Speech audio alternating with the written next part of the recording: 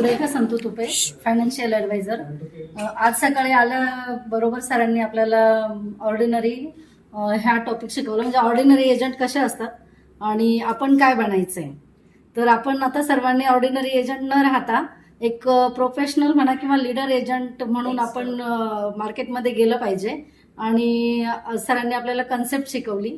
Concept ज्या मागच्या पण DOB कन्सेप्ट होती आणि DOB टू DOD अशी कन्सेप्ट शिकवली होती. यावेळेस सरांनी आपल्याला फादर प्रेझेंटेशन ही कन्सेप्ट शिकवली. आणि ह्या फादर कन्सेप्ट मधून आपण त्या फॅमिलीचा जो कर्ता आहे त्या व्यक्तीला फक्त इन्शुअर न करता त्याच्या पूर्ण फॅमिलीला इन्शुअर करणार आहोत.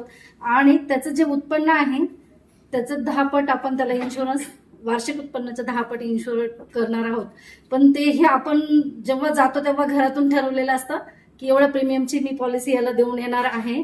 आणि जर आपण सरांनी आज सांगितलेल्याप्रमाणे जर कन्सेप्ट सेलिंग केली तर आपल्याला जे आपल्या अपेक्षित होतं त्याहीपेक्षा कदाचित 10 पट प्रीमियम जास्त येऊ शकतो. आणि त्याची फॅमिली त्या दृष्टीने आर्थिकदृष्ट्या संपन्न होऊ शकते.